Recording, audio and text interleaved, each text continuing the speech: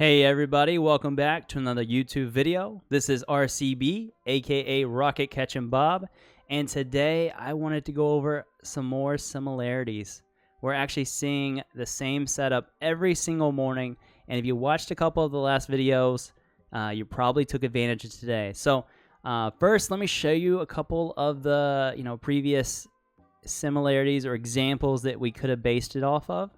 SNMP was one of those plays where at open, it actually got a nice spike, and then it kind of faded downward like this. We'll kind of put it right here. We had some consolidation in this area here at $1, and it actually crept down to this level. It stayed. It didn't fall down any further.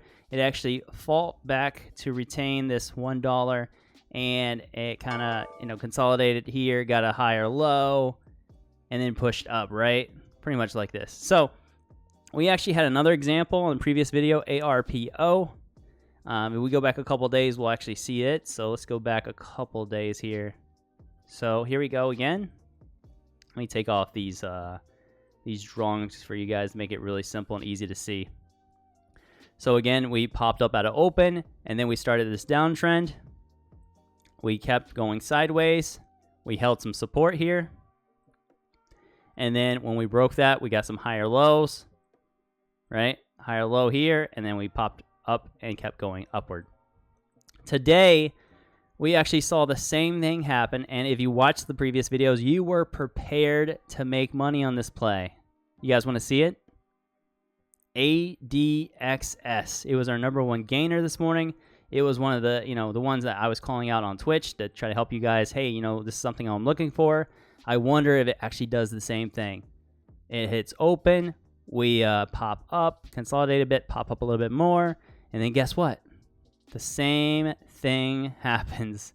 Goes into a downtrend, it keeps this consolidation, and then it pops up, gets a higher low, and then keeps going.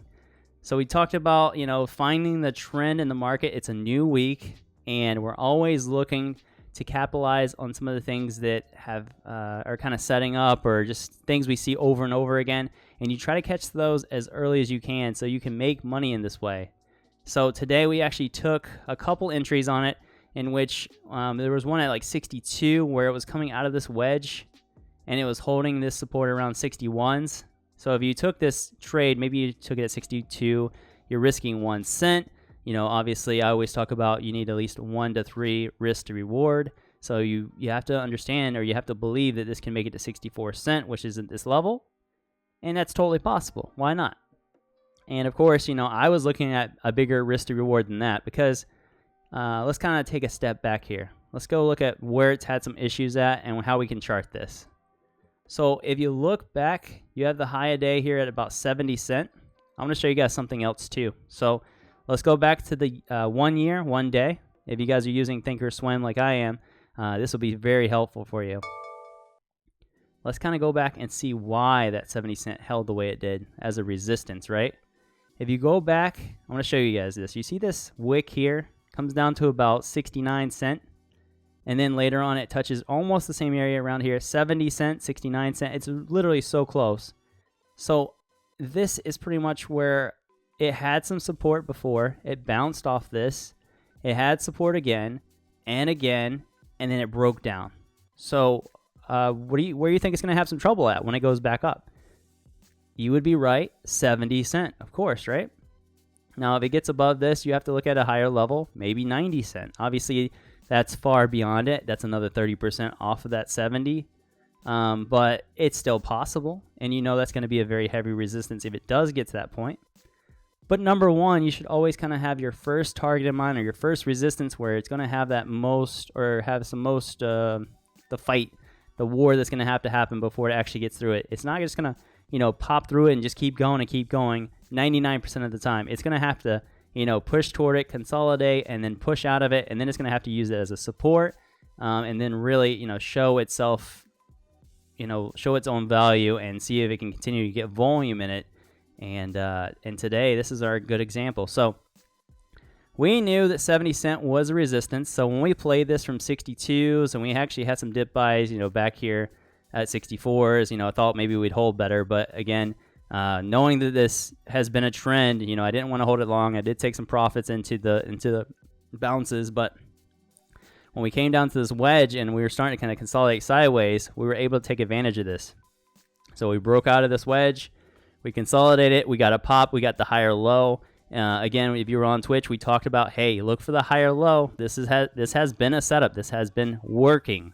So why not use what's working in the market? This goes to 64 cent. It actually bounces up further, goes to high a day, consolidates really close to high a day, which is great. This is what you love to see.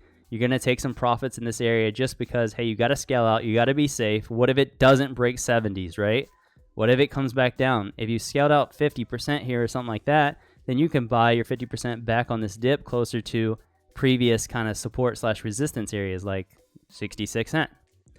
In this case, it actually held very strongly, pushed up to 75 cent. Again, more scales.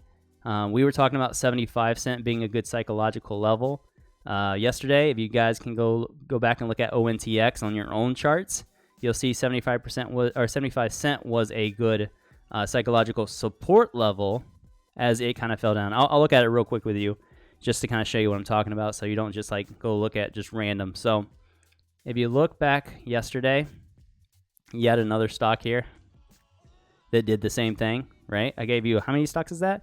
We gave you ARPO, SNMP, and ONTX, 3 plays, all the same pattern. This thing actually pushed, it popped in the morning, downtrended, consolidated, held 75 cent psychological, and then it bounced back up, did the same thing as basically what I'm going over with ADXS, right?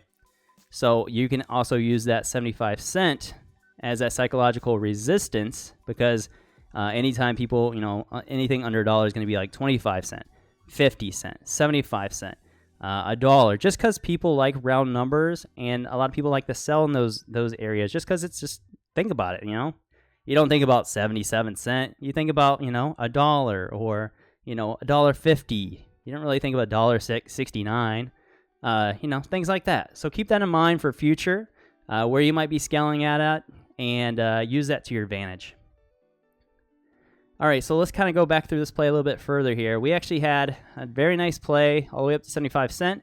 And then after this, I'll show you also something else here. We always like trend lines.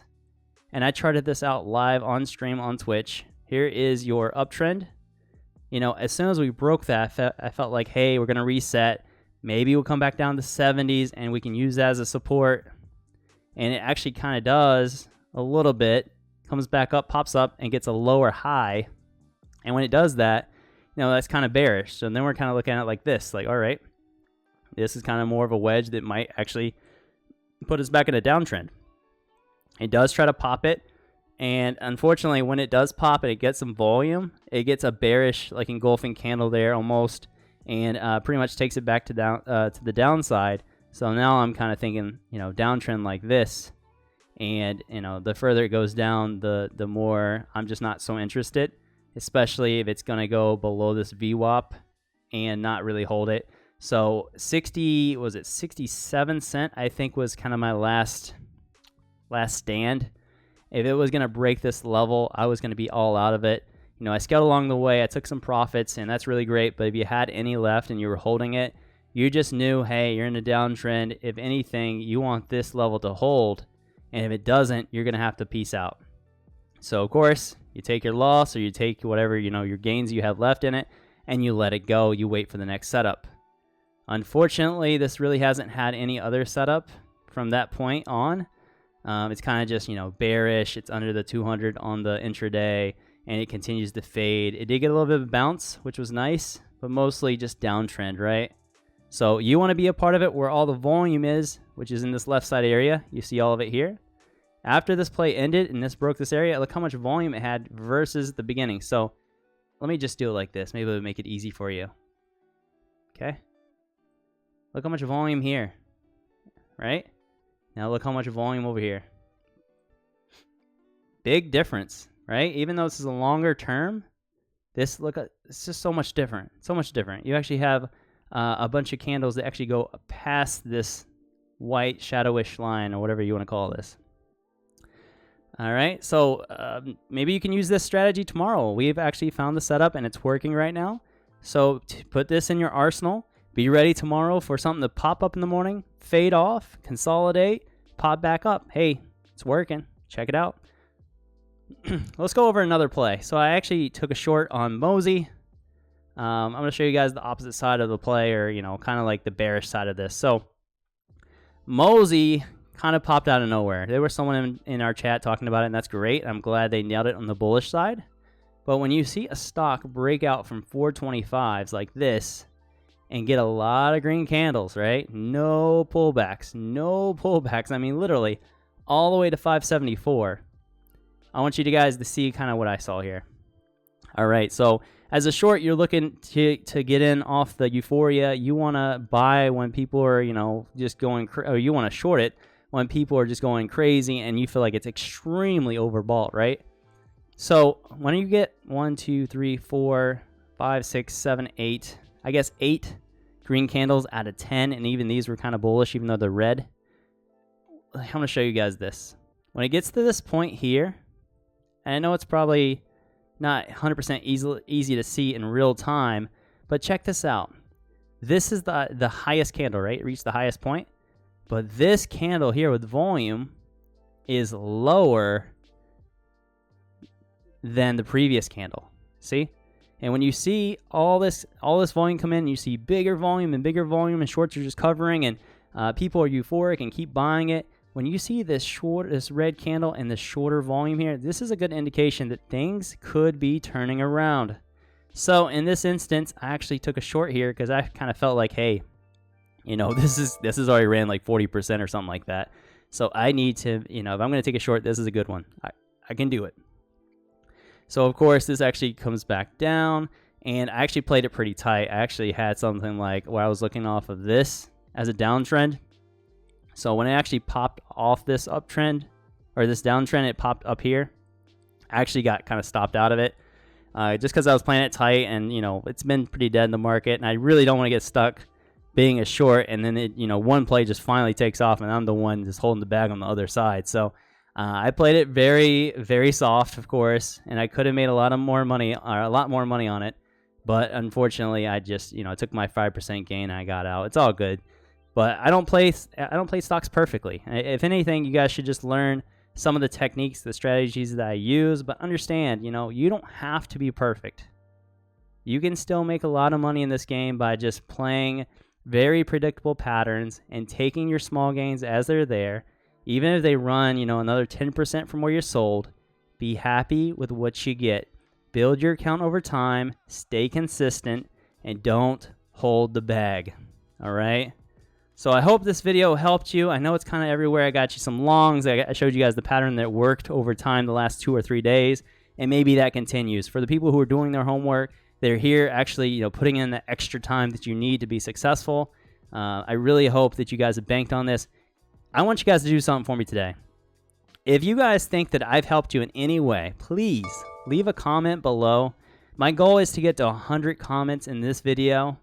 We would just love to see your feedback and how well we've helped you become a successful trader.